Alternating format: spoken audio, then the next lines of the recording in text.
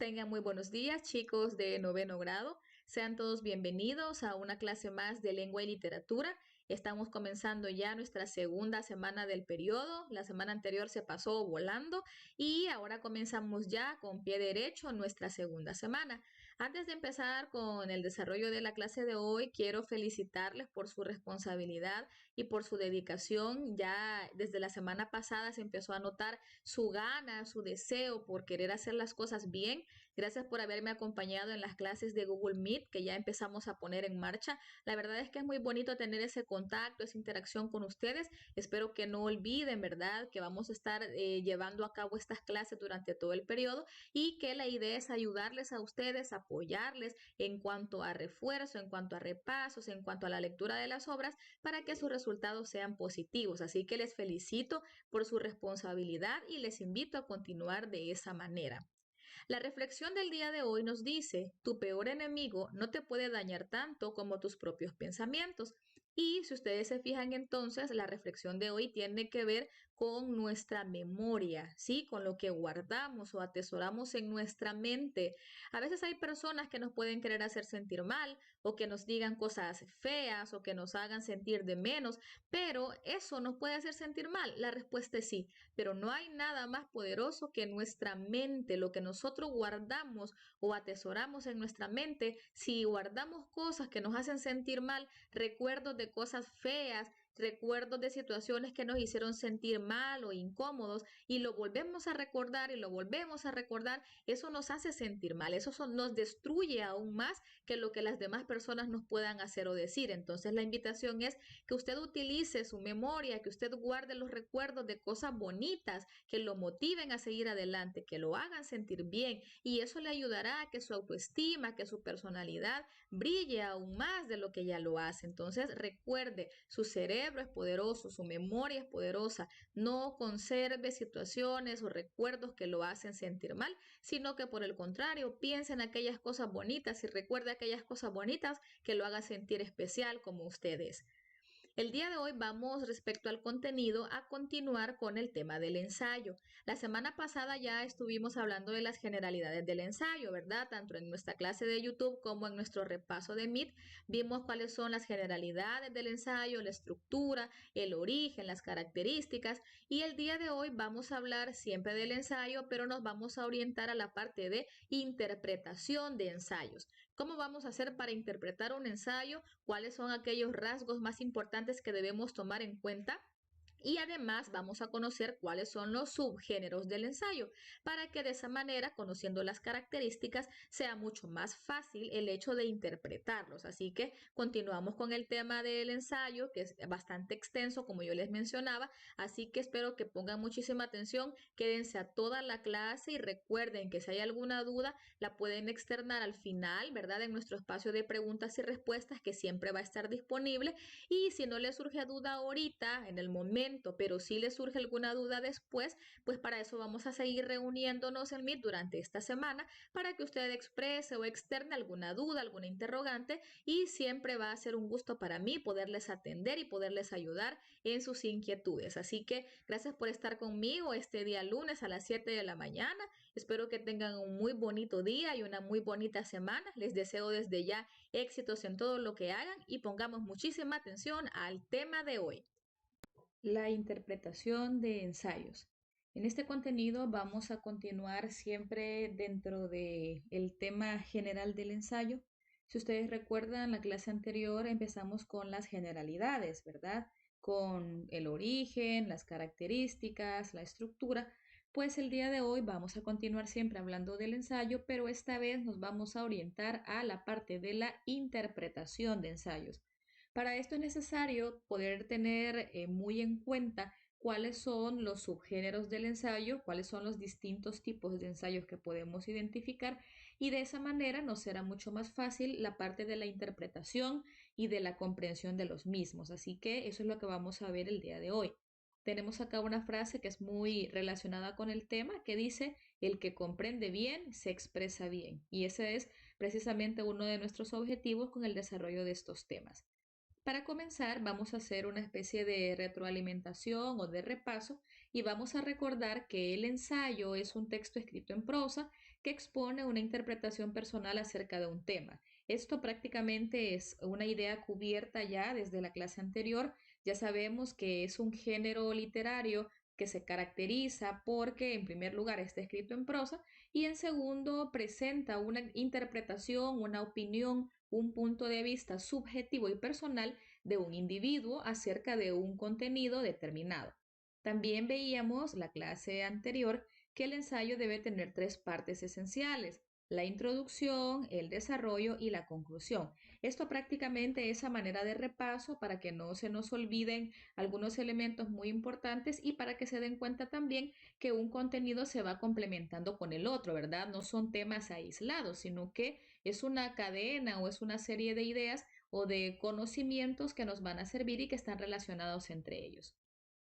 Vamos a comenzar con una parte que ha sido, digamos que un campo de discusión entre algunas personas respecto a literatura o filosofía. Es una pregunta que se puede hacer porque debido a las particularidades que se tiene el ensayo, ha sido muy difícil de definir por los teóricos y críticos de la literatura. Y esta es la idea que tenemos acá. El ensayo es un texto que, debido a sus particularidades, ha sido difícil de definir por los teóricos y críticos de la literatura. ¿Por qué razón? Primero, porque algunos consideran que es un texto literario, para otros es un texto didáctico, o sea, cuyo objetivo es enseñar o dejar un mensaje o un conocimiento, y algunos lo han descrito incluso como inclasificable. Y eso era lo que ya veíamos en nuestro repaso de MIT la semana pasada con respecto a dónde ubicamos el ensayo, en qué género literario. Y ahí yo les comentaba que en un primer momento se había planteado como parte de la narrativa, ¿verdad? Como un subgénero de la narrativa, pero que por las características que tiene se ha optado por dejarlo a él solo, a la ensayística, como un género literario. Sin embargo, también hay personas que piensan que es inclasificable por los rasgos que presenta y prefieren dejarlo de manera así como en el limbo, ¿verdad? Pero igual hay algunos autores que lo definen como una clase de texto autónoma. Era lo que yo les decía, autónomo, independiente, totalmente distinto a los géneros históricos y de los naturales. Entonces, ¿por qué tenemos literatura o filosofía? Porque por la forma en la que los temas se abordan en la parte de un ensayo, algunos pueden pensar que más que un texto literario, que tenga recursos estilísticos, que tenga figuras literarias, que tenga situaciones relacionadas a la literatura, es más un asunto de filosofía. ¿Por qué? Porque se razona, porque se piensa, porque se va más allá de lo que superficialmente se puede conocer o se puede ver y nos vamos ya a la parte de un pensamiento más abstracto o más crítico. Entonces, digamos que esta parte es una parte como de pugna o de decisión en cuanto a dónde vamos a ubicar el ensayo. Sin embargo, ya vimos que a pesar de estas confusiones o estos conflictos que se han tenido de si es narrativo o si es independiente o si es inclasificable o si es filosofía, lo vamos a dejar como un género literario distinto a la narrativa, a la lírica y a la dramática. Otra parte que es muy importante es que los ensayos hacen uso de recursos persuasivos. Ustedes saben que la persuasión está relacionada con la parte de convencer a alguien, ¿verdad? De que haga algo o convencer de que lo que yo estoy diciendo es lo correcto, que pueda tener seguidores, que haya más personas que piensen o que interpreten las cosas como yo. Entonces, aquí lo que pasa es que se apela a las emociones, ¿sí? ¿Qué es lo que vamos a tener acá? El autor del ensayo incluye recursos con la finalidad de convencer. Esto es persuadir, ¿sí? Convencer es persuadir. Estos recursos, según Aristóteles, apelan a las emociones. O sea que si apelamos a las emociones o si un texto o sea un ensayo apela a las emociones, es más fácil que los demás se vean convencidos y digan, sí, es cierto, tiene razón, yo creo también eso. Entonces se van obteniendo seguidores si se apelan a las emociones. ¿Y cuáles son esos recursos persuasivos? El primero de ellos es la implicación del emisor. Esto se puede ver reflejado en el uso de la primera persona. Sí, la implicación del emisor, acuérdense que el emisor es el que emite el mensaje, ¿verdad? El autor. Entonces se usa la primera persona. Luego tenemos la implicación del receptor. El receptor es el que recibe. Entonces, en este caso, se incluye con el lector como un sujeto de la enunciación. O sea que se toma en cuenta, pues no se observa como algo totalmente aislado, porque obviamente el implicar al receptor significa que lo va a convencer por la forma en la que se expresa y que va a terminar por persuadirlo de la idea o del pensamiento que se está expresando. Y luego también es importante la narración de experiencias personales, porque eso lo hace como el hecho de sentir que se está en confianza, ¿verdad? Y que se lea y que se conozca la perspectiva o los ejemplos o el punto de vista del emisor o de la persona que está creando el ensayo. Entonces, estos recursos son muy importantes para convencer al receptor. La implicación del emisor, la implicación del receptor y la narración de experiencias personales. Esto es como parte de la argumentación, ¿verdad? Y luego vamos a ver o vamos a pasar a la parte de la clasificación de los ensayos. Para comenzar, clasificar un ensayo implica tomar en cuenta los elementos internos del texto, pero también es necesario ubicarnos en el ámbito en el que se ubique el ensayo y la audiencia hacia la que se dirige el autor, además de la intención comunicativa. ¿Qué podemos mencionar entonces? Que para clasificar un ensayo no solo vamos a tener en cuenta un elemento, sino que se ven los elementos internos, se puede ver el ámbito, el contexto, luego la audiencia y luego la intención. O sea que son factores que van sumando o que van logrando que se pueda establecer una clasificación de los mismos. Ahora, los ensayos más frecuentes son los literarios, los que son por exposición de ideas y los que son de crítica. En términos generales, vaya, por ejemplo, el ensayo literario ya sabemos que es aquel que presenta de manera sistemática y profunda un comentario, una interpretación o un análisis de una obra literaria. Siempre va a ser subjetivo, siempre tiene mucha importancia el estilo y dentro de los representantes del ensayo literario podemos mencionar a Esteban Echeverría, a José Ingenieros, a Octavio Paz. Luego tenemos los que son por exposición de ideas. Creo que los mismos nombres como que nos van dando alguna pauta, ¿verdad? Para entender o para conocer. Entonces, en este tipo de ensayos también los podemos conocer, los que son por exposición de ideas, como digresivos, porque acá se comunican ideas de un modo que es aparentemente objetivo, pero en realidad lo que se está haciendo es una valoración individual. Estos abordan temáticas políticas, religiosas, económicas, pedagógicas, no tienen un fundamento argumentativo propiamente dicho, sino que exponen una diversidad de ideas. Por eso es que se llama así, por exposición de ideas. Expone una diversidad de ideas, reflexiones o pensamientos en torno a un tema, ¿verdad? Y dentro de estos podemos mencionar algunos representantes, por ejemplo, a Miguel de Unamuno y a José Ortega y Gasset.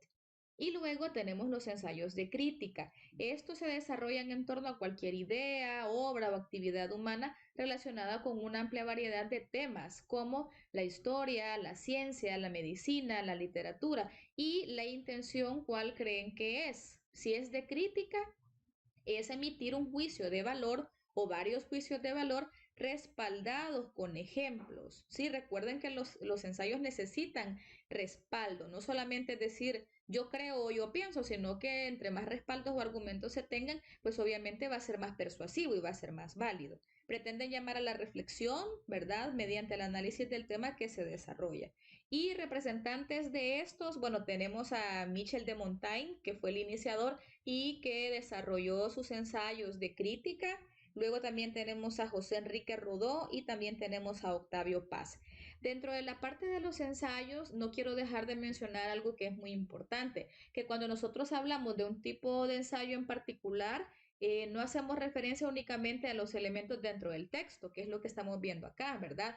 Y también tenemos que saber que los ensayistas utilizan una serie de marcas textuales que son los recursos para guiar al lector, también sirven para dar cohesión al texto y que también funcionan como modificadores o como organizadores y conectores, ¿sí?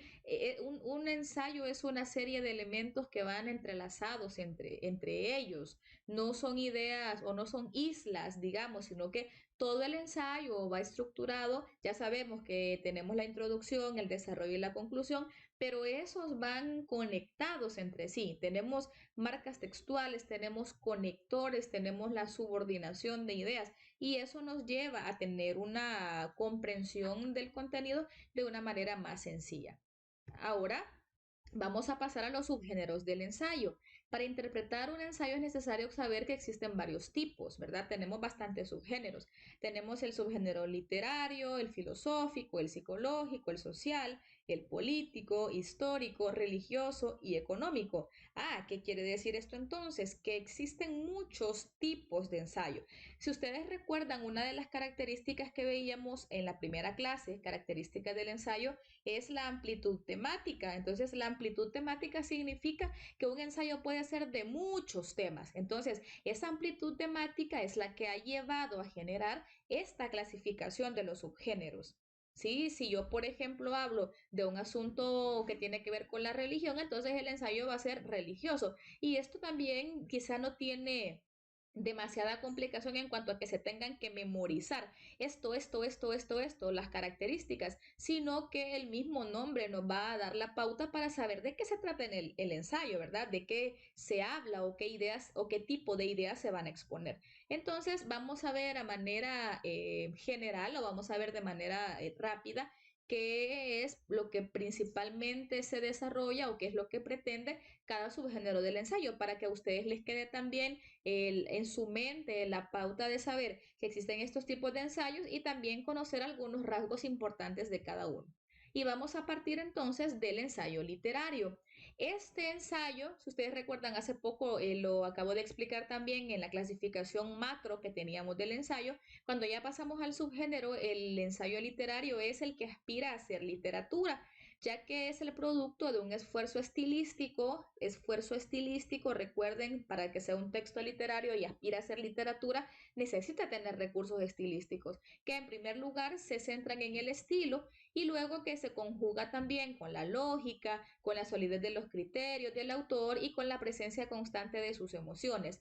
El ensayo no va a dejar de ser subjetivo, ¿sí? Siempre va a estar escrito en prosa y siempre va a estar también conjugado en la primera persona del singular, en el caso del literario, ¿verdad? Pero es una comunicación personal y desinteresada. En este caso, vuelvo a repetir, se centra en la parte del estilo, el esfuerzo estilístico, la forma de redacción, el estilo, pero esto no solamente es crear belleza con las palabras, sino que también a través de esa belleza o a través de esa expresión se va a poder transmitir el mensaje.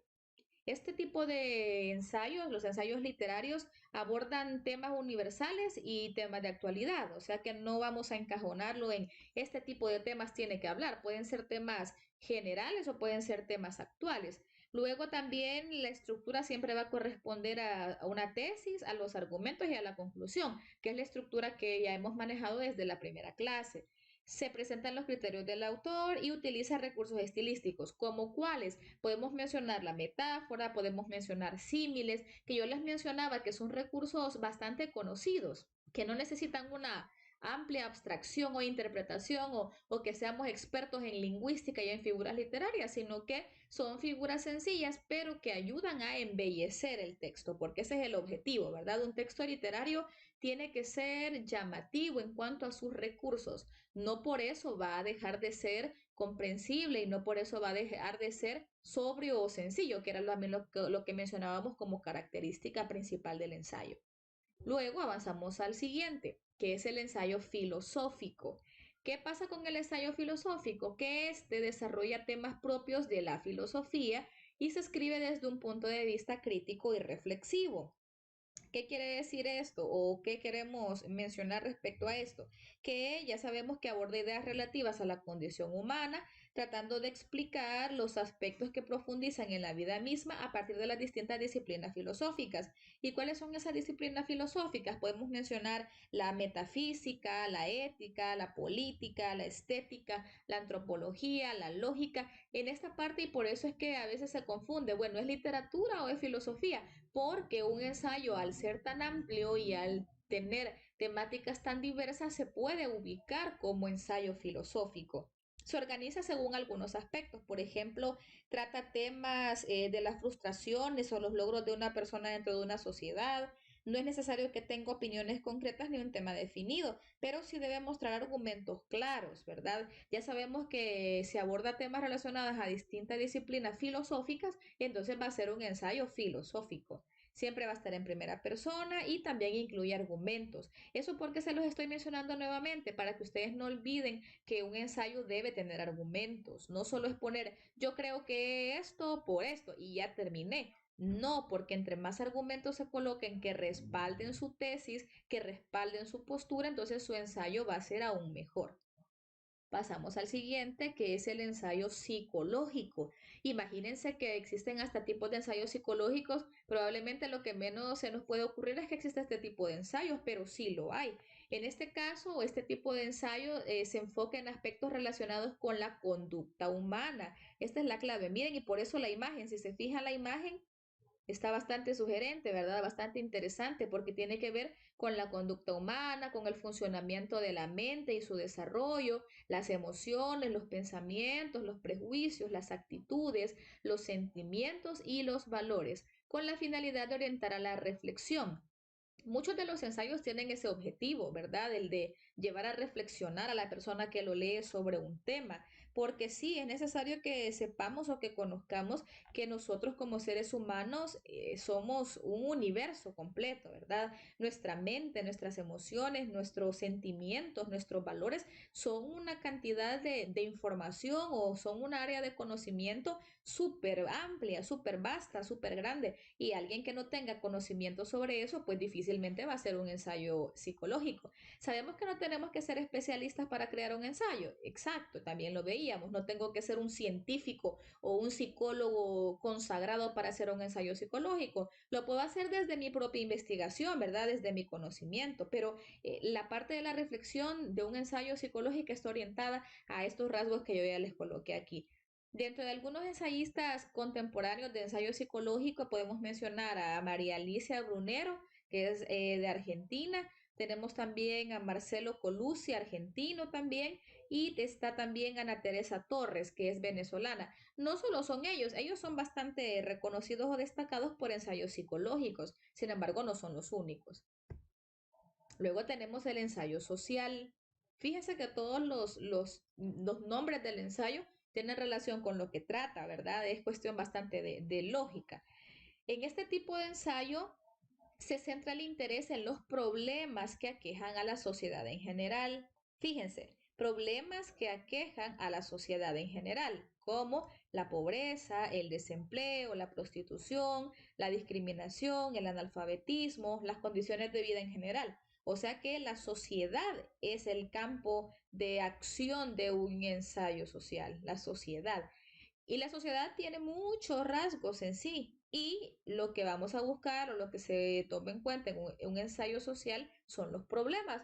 ¿Por qué? Para que el lector pueda analizar esos problemas y tratar de darles una solución. O sea que también el ensayo social lleva a la reflexión. Sí, también. Porque lo que se pretende es crear conciencia y decir, bueno, es cierto, esto está pasando. ¿Qué puedo hacer yo para cambiar esta realidad? ¿Qué puedo hacer yo? ¿Cómo puedo intervenir o cómo puedo yo contribuir a que este problema termine? No es que vamos a darle solución a todos los problemas con un ensayo social, pero sí se hace el proceso de concienciación, de decir, bueno, sí, la pobreza es un problema que está quejando a nuestra sociedad, pero yo puedo ayudar de esta y de esta manera.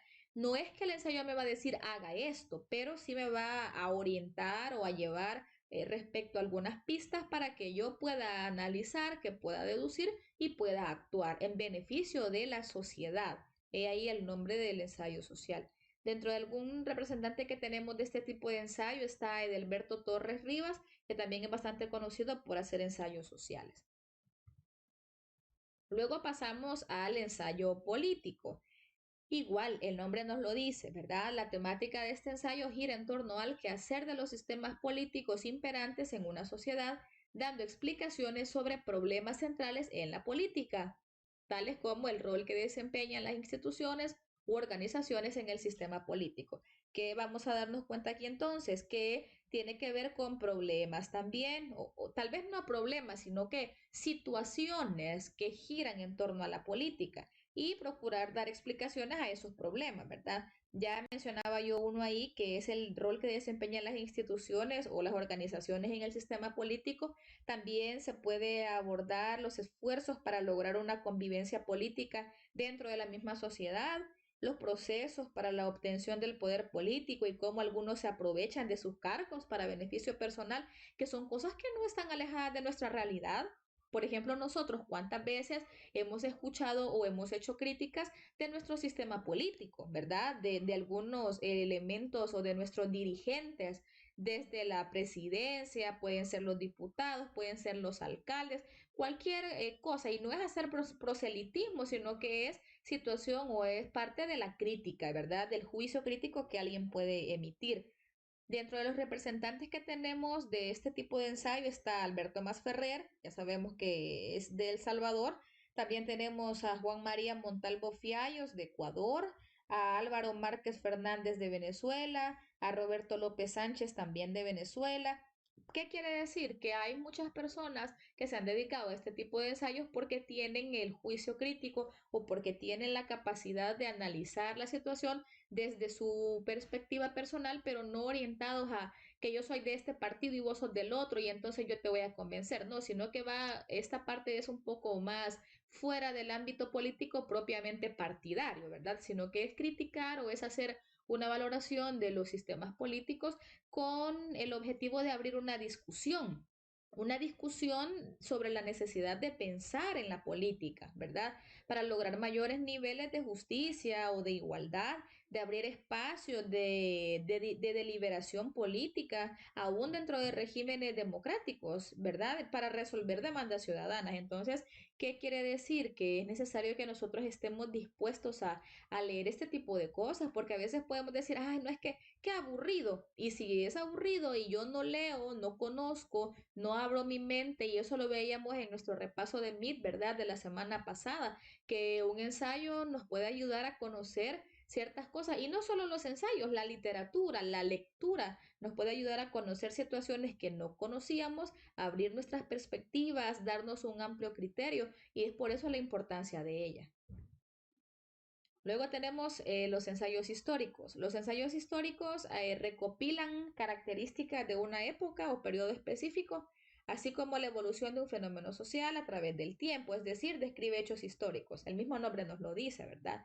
En este caso es importante que nos demos cuenta que es, vaya, por ejemplo, la Revolución Francesa, la Segunda Guerra Mundial, que son hechos históricos importantes y que tuvieron características o que tuvieron rasgos específicos, y cómo es que esto evoluciona a través del tiempo. Entonces, tiene que ver con historia, ¿sí? Tiene que ver con historia. Representantes de estos tenemos a Alejandro Estrella González, que es español, tenemos también a Ángel Lombardi, que es italiano, y tenemos a Alfredo Riquelme Torres, que es chileno. Luego pasamos al ensayo religioso. El ensayo religioso aborda la temática de la espiritualidad, la dualidad del cuerpo y el alma, señala los caminos a seguir para recuperar los valores religiosos perdidos, llama a la reflexión y desarrolla otras ideas fuertemente vinculadas con la religión y la fe. Fíjense todo lo que puede abordar un ensayo religioso, ¿sí? La espiritualidad, la relación cuerpo y alma, luego recuperación de valores religiosos que ya no se tienen en cuenta y que deberíamos seguir teniendo, llevar a la reflexión sobre cosas relacionadas con la religión y la fe. O sea que alguien por ejemplo que no crea en la religión o que esté totalmente distante de esto, pues probablemente alguien puede decir yo no creo en esto porque no creo en Dios, o no creo en la fe, o no creo en la religión. Pero alguien que tenga alguna inclinación o que tenga alguna idea o que tenga algún fundamento, algún ideal relacionado a esto, pues sí lo va a tomar en cuenta. Y como lo vuelvo a decir, la idea también es llevar a la reflexión, ¿verdad? Imagínese que usted en un momento determinado estuvo fiel a Dios o a una religión o practicaba algunas actividades que eran relacionadas a estas, pero usted se alejó, dejó de ir a la iglesia, dejó de practicar, dejó de orar, dejó de leer la Biblia, qué sé yo. Entonces, al leer un ensayo religioso, usted debería entrar en conciencia, ¿verdad? Dependiendo de cómo lo aborde, pero entrar en conciencia y decir, hey, es cierto, yo me he alejado, yo me he distanciado, debería devolver por esto, ventajas, etcétera. Entonces, a lo que yo quiero llegar es que el ensayo religioso tiene que ver con la reflexión, pero en ámbitos respectivos a la fe, ¿verdad? A la fe, a los valores, a los ideales, a Dios en general. Y cuando nos referimos a Dios, acuérdense que algunas religiones tienen otras creencias, ¿verdad? En otros dioses. En este caso no vamos a ponernos a hablar de todos o de la creencia de cada religión, sino que es de manera general, saber de qué habla un ensayo religioso. Dentro de estos también hay algunos ensayistas religiosos. Tenemos, por ejemplo, Antonio González, que también que es bastante conocido. También está José Ingenieros. Casi siempre, fíjense, es común que en un ensayo religioso los autores sean pastores o sean sacerdotes, porque ellos tienen un conocimiento más amplio de la fe, ¿verdad? De Dios, de la religión, de los santos, no sé, de todo lo que tenga que ver con esto. Entonces, por eso es que casi siempre, no es que siempre va a ser exclusivo. Si usted no es pastor o no es sacerdote, no puede hacer un ensayo religioso. No, si usted conoce y tiene criterios sobre la religión, pues hágalo. Pero casi siempre se tiene el común denominador que sean pastores o que sean sacerdotes. Y luego vamos a terminar con el ensayo económico.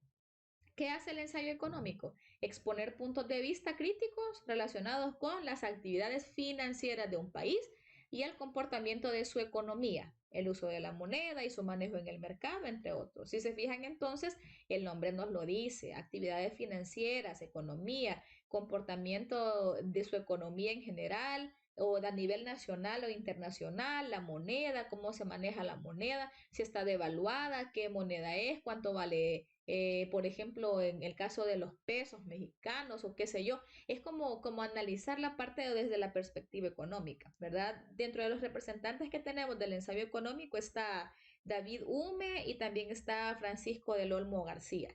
En esto vamos a ir o vamos a procurar en nuestras reuniones que tengamos de Meet ir viendo algunos ejemplos, ¿verdad? Porque aquí tenemos la teoría y la teoría es fundamental porque nos hace o nos lleva por el camino de conocer, en primer lugar, que sepamos cuáles son los subgéneros, ¿verdad? Y conocer también que cada uno tiene sus rasgos específicos. Como les mencionaba, no es muy difícil porque el mismo nombre nos sugiere de qué se trata, ¿verdad? Y pues prácticamente con eso hemos concluido la teoría del día de hoy. Como les digo, durante la semana vamos a estar viendo en nuestros repasos que tenemos algunos ejemplos de cada tipo de ensayo para que nos vayamos relacionando, ¿sí? Que llevemos la parte de la teoría con la ejemplificación y que de esa manera nos sea más fácil la comprensión. Además, les comparto las páginas del libro donde vamos a encontrar esta información. Tenemos la página de la 216 a la 222. Son varias páginas, pero en esas páginas tenemos la parte de la teoría y también tenemos algunas actividades, tenemos algunos ejemplos que nos van a servir también para ir conociendo más sobre el tema. Y como les repito, durante la semana vamos a estar leyendo entre todos ejemplos para que nos sea más fácil también la relación de la teoría con la práctica. Así que les agradezco por haberse conectado conmigo. No olviden darle like al video de la clase, ¿verdad? Si no lo han hecho, háganlo ahorita. Y vamos a pasar a la parte de preguntas y respuestas. Si alguien tiene alguna duda, alguna interrogante o algún comentario sobre los ensayos, si hay alguien que le gusta mucho leer ensayos y se ha topado alguna vez con alguno de los tipos de ensayos que yo acabo de mencionar, pues también me lo puede contar. Y si todo está claro, pues también, ¿verdad? Hágamelo saber para yo quedarme tranquila que todo se comprendió y nos vamos a ver en nuestra clase de Meet, ¿verdad? Que vamos a seguirnos reuniendo. Tenemos 3 encuentros más durante la semana. Así que les deseo desde ya éxitos en este inicio de semana, que tengan una semana muy bonita, llena de éxitos y muchas bendiciones. Así que pasamos a la parte de preguntas y respuestas.